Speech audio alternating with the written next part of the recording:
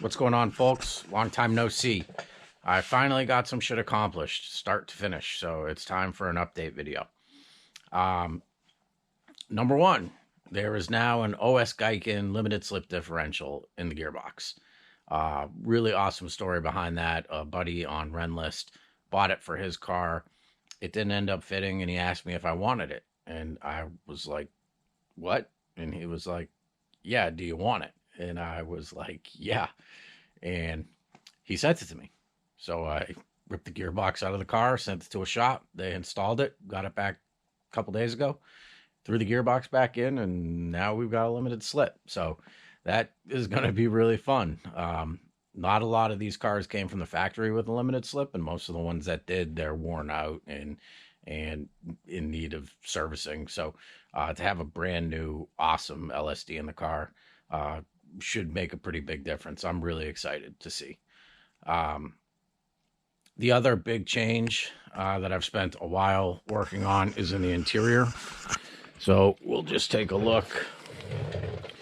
So number one, the interior is fully decarpeted. We're not going to need that where we're going. And you can see, if you've seen some of my other videos, and I have a flashlight to do something, I put an AIM data system in the car, so we'll come back to that. Also redid the radio delete and relocated the two window switches there. That silver button that you can hopefully see is the horn, and the little cap is a USB access for the actual AIM system. So we can see I made a carbon fiber plate to mount the AIM on. The horn we need because we got rid of the NRG hub and we added one from a cup car. No horn provisions on that bad boy. And we still got to pass them at state inspection. So we still got a horn. I mounted, we'll see, that little guy is wired into where the check engine light is on the normal cluster. So I will still be able to see a check engine light if it goes on. But all the other data that I need will be right there on the AIM display. So I'm making another video soon that goes over the AIM in a lot more detail. But for now, the quick synopsis on it is it does two things.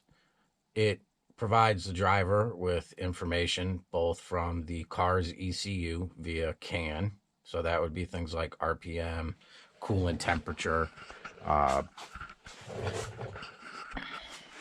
throttle position, things like that. And then it also picks up data from sensors that you can add. So the sensors that I'm running initially are a string pot, which will capture steering angle, a brake pressure sensor, it's self-explanatory, and then oil pressure and oil temperature. So the purpose is dual. Number one, it allows you to keep track of the health of the car via the parameters that you choose to capture and log. And number two, it gives you information as far as a driver. It has an accelerometer and GPS, so it can feed back data as far as lap times and things of that nature. It's also got a shift light on it, and it's just got a ton of shit. It's expensive, but it's got a huge ceiling with the data that you can pull. So why would I do that? Number one, I'm tired of people telling me shit about these cars that is just what they think. And do this, don't do this, get the deep sump, get a third radiator, etc., etc., etc. I will be able now to make changes to things like the cooling system or the oil system, and I'll actually be able to pull data that I'll share with everybody that watches the videos as far as what those changes do. So if you're interested in things like, hey, how much of a difference does running a different type of oil make on my oil pressure and temperature? I'll be able to provide data logs for things like that. So that's in the future. And again, in a week or so, I'll have a more in-depth video that goes over why it was that I went with a data system to invest a lot of money in. But that's basically that for now. So hopefully the next video will be pretty soon. Thank you for everybody that's subscribed and still following along. I know the videos over the winter have been short. I've been doing a lot of work on the car, but some of the shit that I've been doing is just not fit for video, tearing out interior and putting in this AIM system. If people want more information on, what it is that you have to do to get that stuff installed, I can definitely do that. Like, I'm not a fabricator and I don't make shit from scratch. So just that carbon panel to mount the AIM on was a ridiculous amount of time.